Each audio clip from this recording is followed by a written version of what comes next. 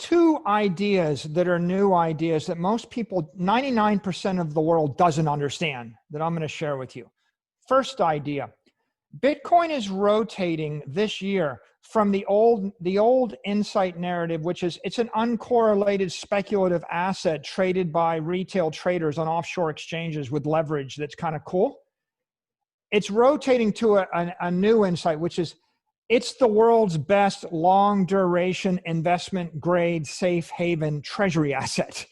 It's something you're gonna use to give money to your grandchildren. If you want to have money 30 years from now, 60 years from now, and you want to put your money in property that the state can't seize, no government, the government can't get at, it's not going to be taxed away like real estate, it's going to be there for 30 years, 40 years, then this is the ultimate long duration safe haven asset. That's a new idea because people that put money into that idea are just going to let it sit there for a decade. They're not traders. They're not speculators. By the way, you see companies like my company, we have like nearly 800 million in it right now. And you'll see insurance companies like Mass Mutual putting 100 million in. That's 100 million out of a $230 billion general fund. What happens when they put 1% in or 2% in? So that rotation from speculative asset to safe haven asset is a big idea because you go from 1% of the people betting 1% of their money to 100% of the people betting 50% of their money, okay? Big idea. Like there's $300 trillion worth of monetary energy sitting between bond stocks and real estate. Half of it just wants a store of value. So there's no reason why $150 trillion wouldn't flow into the Bitcoin network. And so we're not talking about demonetizing gold. We're talking about the people that stampeded to gold or S&P indexes or stock indexes or bond indexes. If you don't love, if you own Tesla, you love it. But there's a lot of people that buy stocks they don't love. They just put it in there because they don't want to lose their money. And so they will use Bitcoin as a savings account. It's like the savings and loan at the end of the universe, right? It's just a savings account. There's another idea though, which is this is the first truly engineered monetary network in the history of the world. And by that, I mean, it's a closed, thermodynamically sound monetary system. If you put $100 million in the system, it's like charging a battery. It has no power loss. You can store it for 100 years. It'll still be there.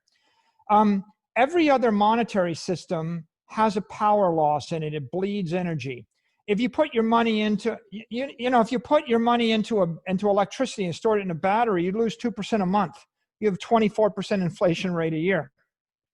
If you put your money, that's the problem. You can't move electricity around without losing 6% of it over the course of a few hundred miles. So what if I wanted to store all my monetary energy and I didn't want to lose it every month or every year or every decade?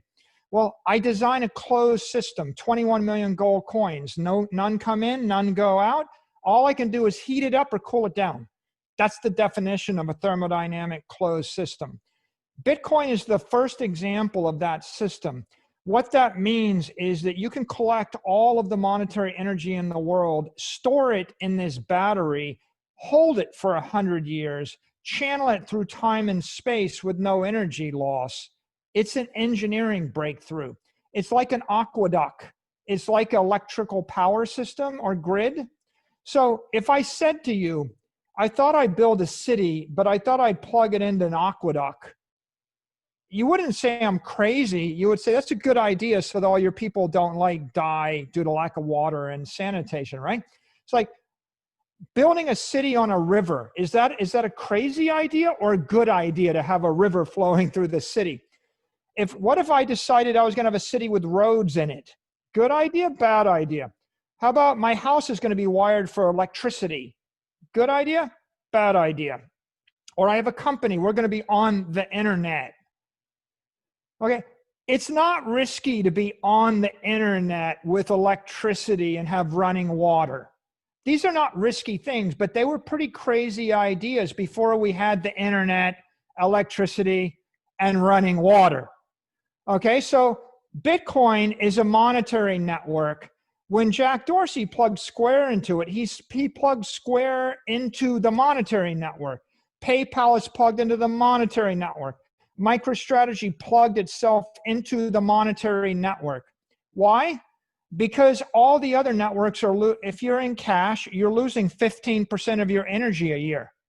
If you're in gold, you're losing 3 or 4% of your energy a year. If you're using a stock portfolio, you got to guess Google versus Facebook versus Amazon versus Tesla and juggle the thing and worry about what happens every quarter. It's too complicated. What if I just wanted to plug into a monetary network that will store and protect my energy from depletion for the next decade? No one's ever figured it out. Bitcoin is Facebook for money. If Facebook's worth $1 trillion because it stores the social energy of 1 billion people or 2 billion, Bitcoin has got to be worth 100x that much because it's storing the money of 1 billion people. When Rupert Murdoch shows up to Facebook, he doesn't bring 1 billion friends. When Rupert Murdoch shows up to Bitcoin, he's going to drop $1 billion on the network like immediately, because what do you do with a monetary network other than put all your money on it? It's a pretty big idea. It's not a speculative, uncorrelated asset. It's the first monetary network in the history of the world that we figured out how to make work.